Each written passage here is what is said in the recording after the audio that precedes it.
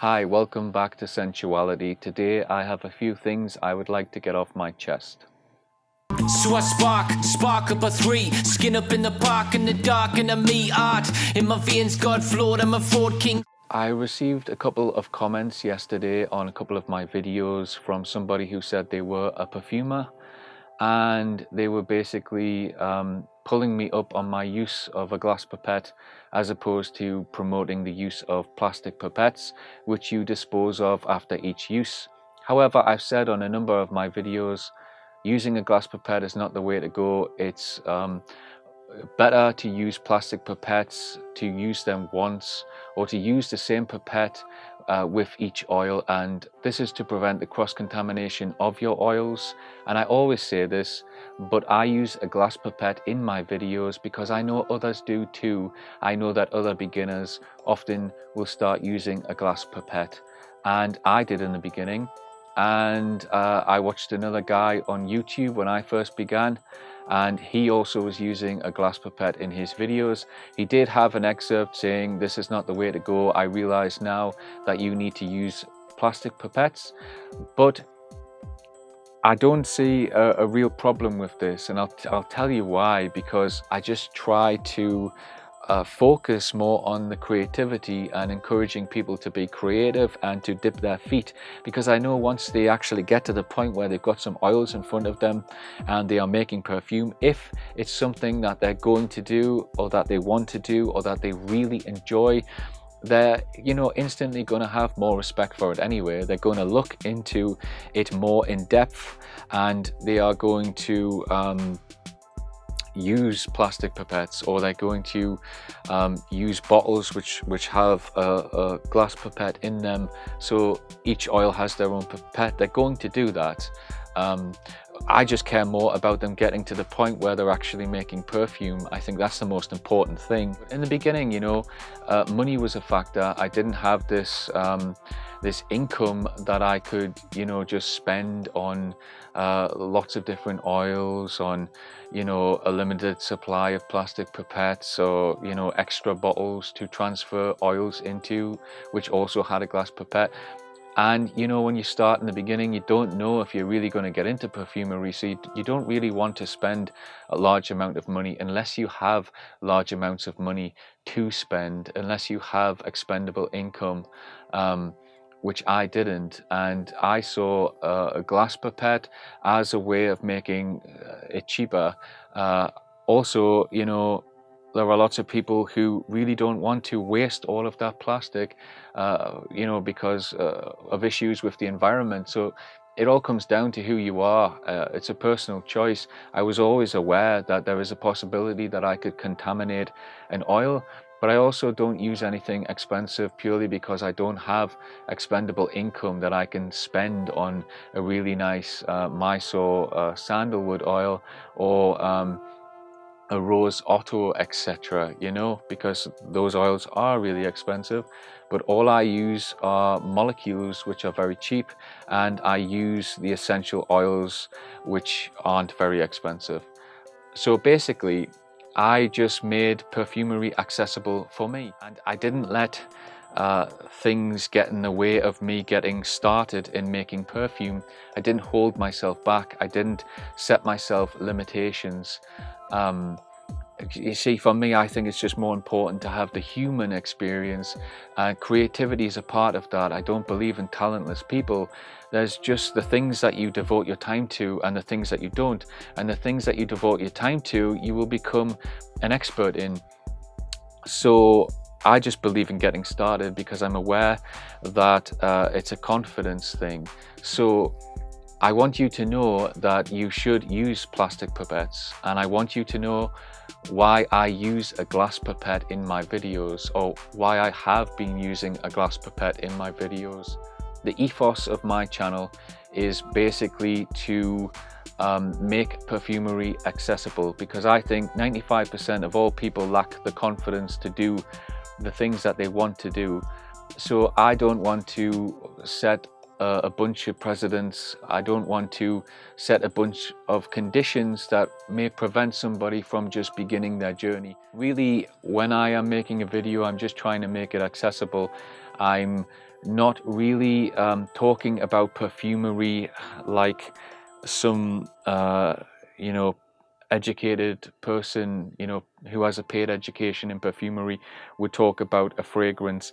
I'm really just trying to use a simplified language. I'm trying to explain things the way I would as a human and not as a perfumery expert. And really, when I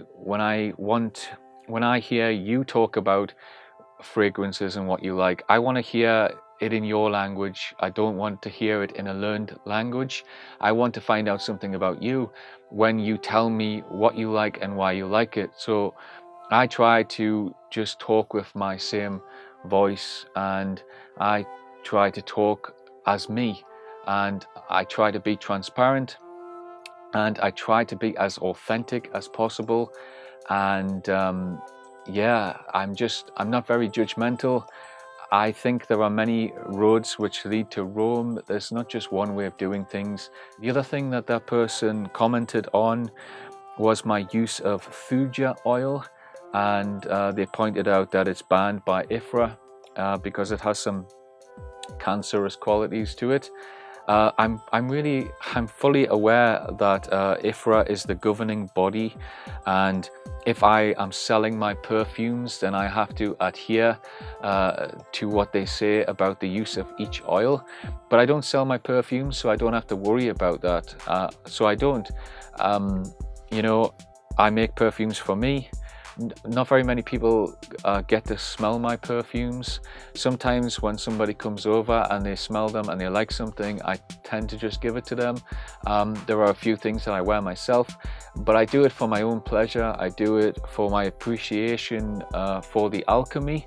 And I also want you to know that if I put a formula out there, I am not making it to IFRA guidelines. I use things like Lilial, I use things like Lyral, and I use that thuja oil. And I wasn't aware that thuja oil was banned, but I am aware that all essential oils are a high concentration, and the reason why they are why you are limited in how much you can use in a perfume is because some people have sensitivities to them.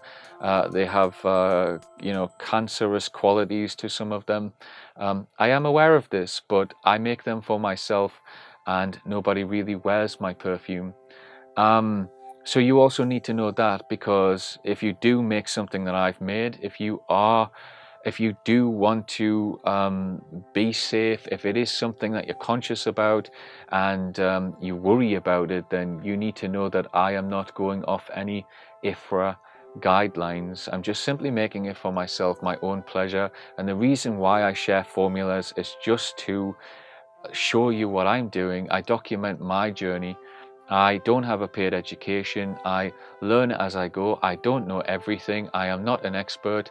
I'm just somebody who likes being creative, and I, you know, express creativity in lots of different ways. Perfumery is just one. So I really want you to know that. Something else they said was I had used cardamom as a top note, and they pointed out that it was a heart note, and that a cardamom absolute and the CO2 would be a top note. And well, that's great, because I didn't actually know that. But I mean, if there are many different sources, I've looked at different sources which say that cardamom can be a heart note or a top note, and they don't give any explanation as to why. They certainly don't say an essential oil is a heart note, a CO2 and an absolute is a top note. So, you know, if I've included a cardamom essential oil as a top note, it's simply because I didn't know that little bit of information.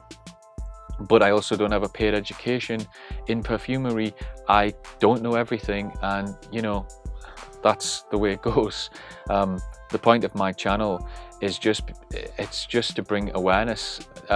People who want to make perfume, where do you learn how to make perfume? There's nowhere where you can learn. it's very difficult to find information. You know, it's a billion-dollar industry. You know, they don't want you to make perfume at home, because then you won't buy the perfumes that they put on the shelves to make a profit from. So, you know, if you're self-teaching yourself, it's a slower, you go at a slower pace. But you know, I'm always trying to put that across. It's a journey.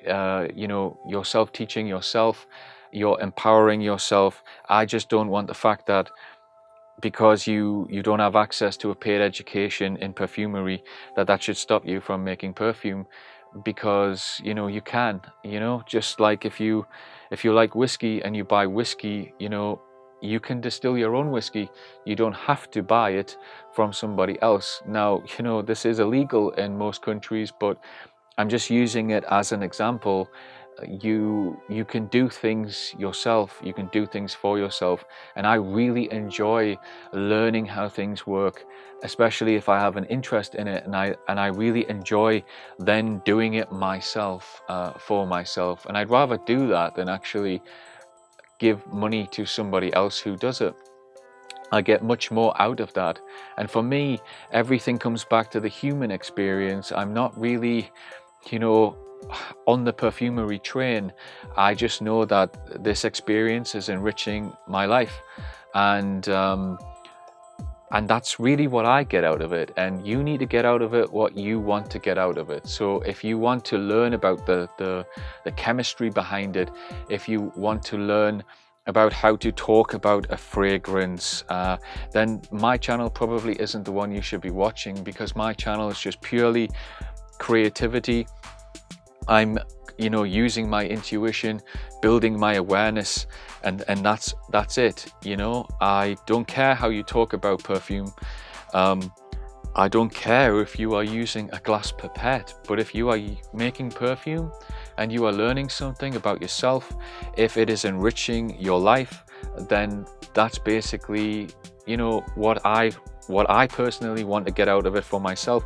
If it's making you a better person, if it's you know, completing you in some way, then that's fantastic, that's great, and that's more important to me than, you know, following a bunch of rules, meeting guidelines, etc., etc.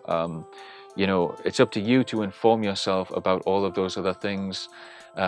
If you want to be more in control of the perfumes that you make. I am just purely coming from a creative place, and you know, even though Fuja is banned, I can still appreciate the smell, and that's the place where I'm at. So I think that you need to know that.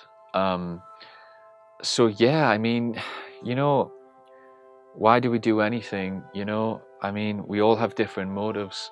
I've never been one for following the rules. I've never been one for reading books on how to do things. I rather just do the practical and learn as I go. I'd rather just teach myself.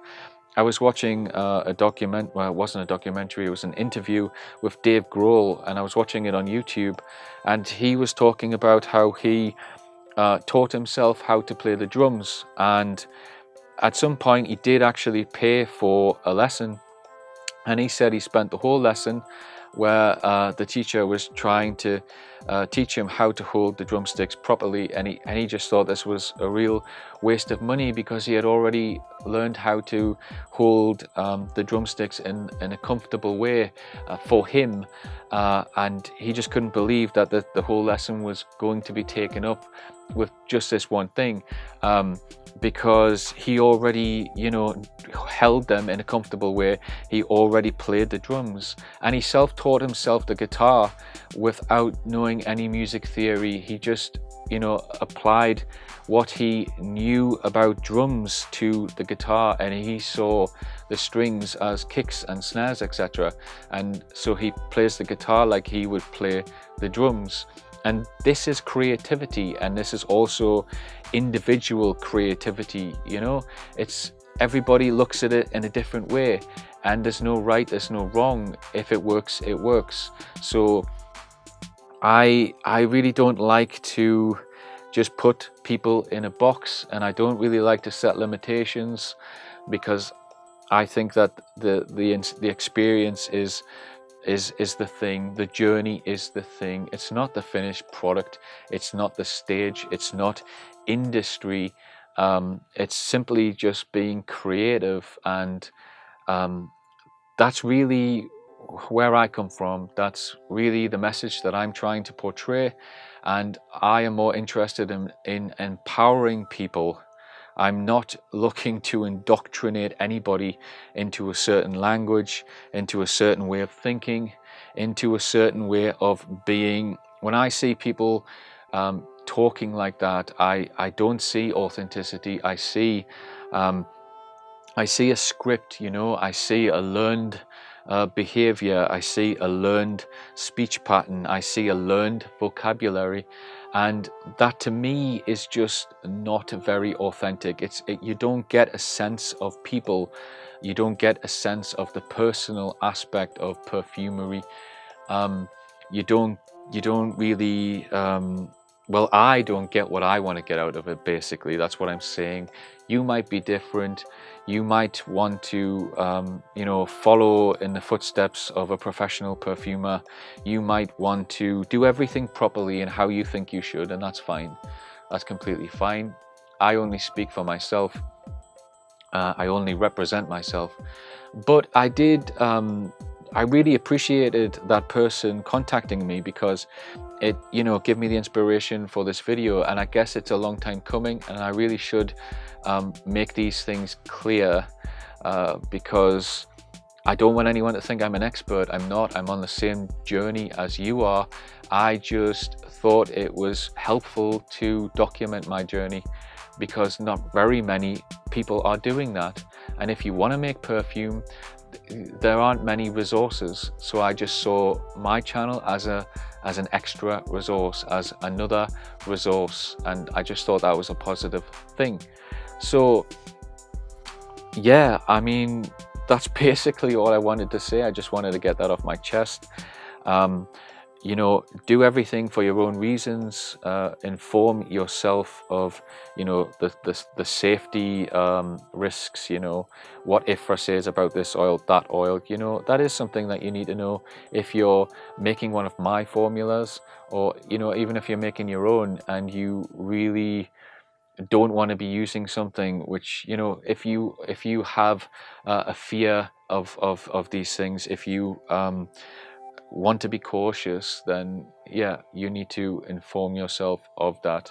But that's not something that I include in my videos, because it's not something that I'm focusing on. My channel is purely about the creative aspect, and it's simply to inspire, and I just want to show a journey so that you can see your own in mine. I just want you to have the confidence to make perfume. I come from a place where everybody tells you you can't, and it's only recently in my life that I actually realized I can do anything that I want to do. Anything that I have an interest in, I can pursue. And for many things, I've realized that quite late in my life, too late in my life. But where I come from, it's really common, and so many people have no dreams because of that. And that's a tragedy in life. And I'm about to be a father. My daughter will be born soon, and I really don't want her to grow up believing that she can't, or believing that she can only do it one way, or that she has to follow somebody else's rules, or that she can't have her own individual experience, that she can't add something to the pile. That I don't want her to grow up like that. So I kind of embody this philosophy, and yeah, it's just something that I feel very passionate about. I feel very passionate about enabling people, rather than setting a bunch of conditions that may put them off. And yeah, that's just basically what I wanted to say and what I wanted to get off my chest. So I hope I haven't went on any tangents for too long. I hope I was concise. I hope you are able to understand the sentiment behind my words. Yeah, I hope you carry on your perfume journey. I hope you are enjoying making perfume. I will keep putting formulas out just to give some inspiration, just for people to have some insight into a perfume. Yeah, I won't stop making YouTube videos. Just be aware, you know, of the nature of this channel and my nature and my intentions. And yeah, if you enjoy my videos, that's great, and I really appreciate you watching